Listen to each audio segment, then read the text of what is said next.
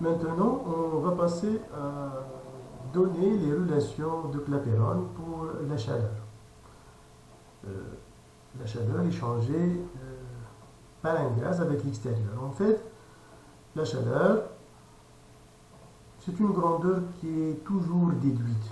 Elle n'est plus calculable, comme le travail. On va voir comment on peut la déduire ultérieurement quand on va voir le premier principe.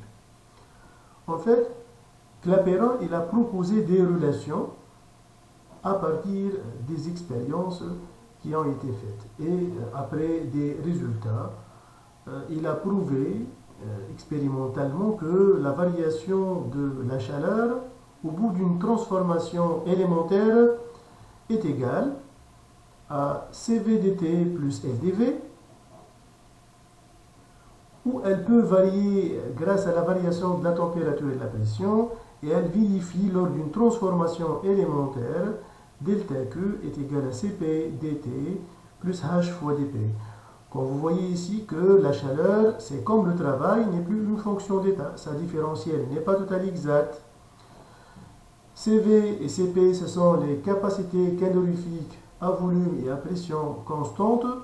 L et H sont des coefficients calorimétriques. Vous voyez ici les expressions de ces deux coefficients calorimétriques. Pour le moment, on va les admettre. Vous allez voir donc, pendant les séances de colle ou du TD, donc leur démonstration. Après voir le prochain chapitre, c'est sûr. Après, voir le second principe de la thermodynamique. En fait, le coefficient calorimétrique L, c'est égal à T, la température du gaz, fois la dérivée partielle de la pression par rapport à la température quand on va maintenir le volume constant. Et le coefficient H, c'est égal à moins T fois la dérivée partielle du volume par rapport à la température quand on va maintenir la pression constante. En fait, pour un gaz parfait, la pression, d'après l'équation d'état, c'est égal à nRT sur V. Quand on va dériver la pression par rapport à la température en gardant le volume constant, on va trouver que c'était nR sur V, ça. Et donc, L, c'était nRT sur V, et c'est ne être que la pression. De la même façon, on exprime V en fonction de T. Je dérive en maintenant la pression constante, fois moins T, on va trouver que ce coefficient petit h, c'était moins V. Donc, delta Q, c'est égal à CVDT plus PdV, et c'est égal à CPDT moins VdP. Ça, c'est pour un gaz parfait, mais ça, c'était dans le cas général d'un gaz quelconque.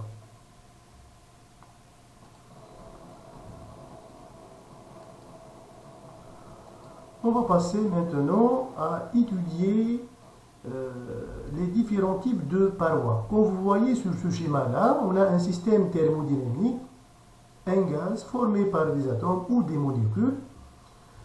Il est délimité de l'extérieur, ce qui est en bleu, par une paroi.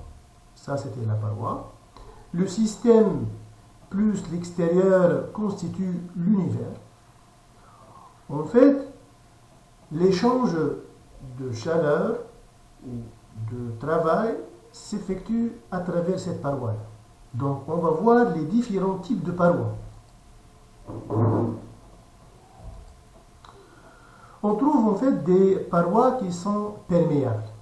Perméables, c'est-à-dire que cette paroi, elle permet tous les échanges de matière et d'énergie. Une paroi est dite imperméable, c'est que cette paroi, elle permet l'échange de l'énergie avec l'extérieur, mais les particules ne peuvent pas être échangées à travers cette paroi. Donc, ce type de paroi est spécifique pour les systèmes fermés. On trouve aussi des parois rigides, appelées aussi, ou dites aussi indéformables. Quand une paroi est rigide, donc elle ne permet pas au système d'avoir un échange d'énergie sous forme de travail. C'est que le travail échangé ou reçu par le système est nul. On trouve aussi des parois mobiles ou déformables. C'est une paroi qui permet l'échange d'énergie sous sa forme mécanique, sous forme de travail.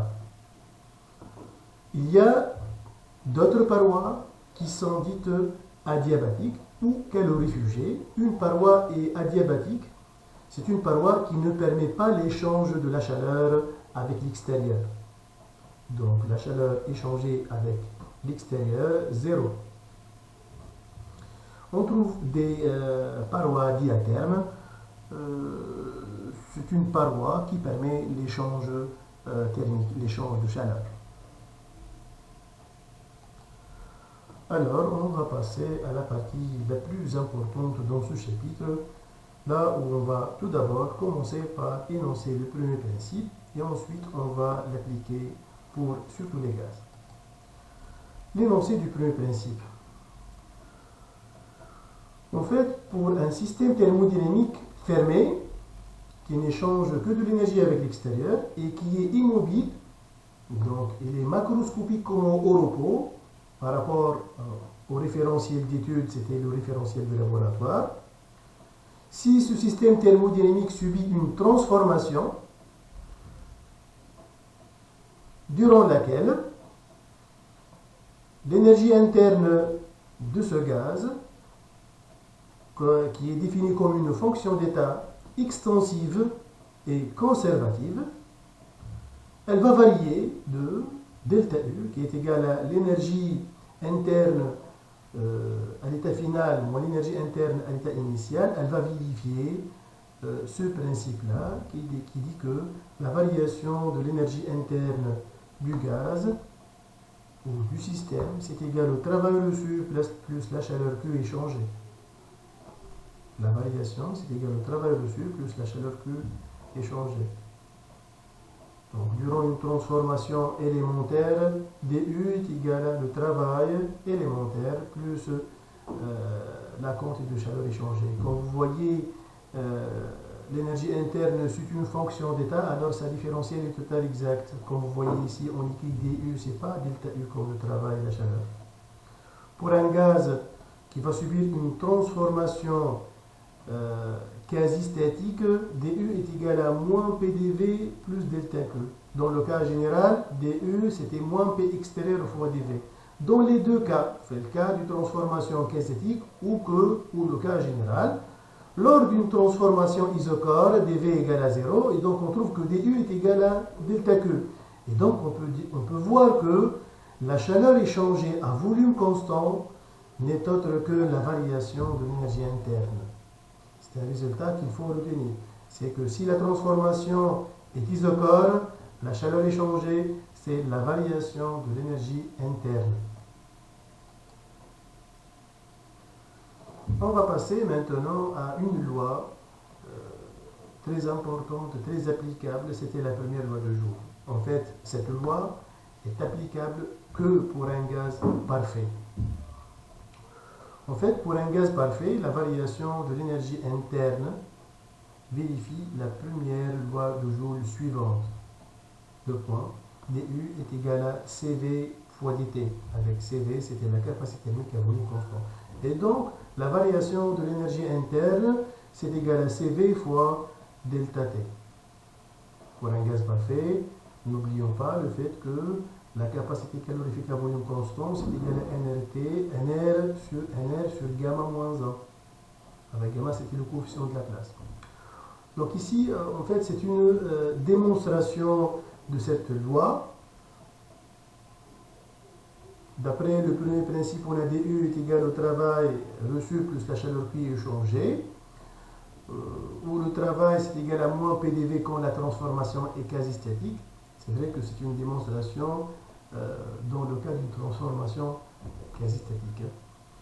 Le travail c'est moins PDV et d'après la première relation de Clapeyron, delta Q c'est égal à CVDT plus LdV. Pour un gaz parfait, on a dit que L c'est égal à P. Et donc, si je fais la somme, je trouve que dU c'est égal à CV fois dt.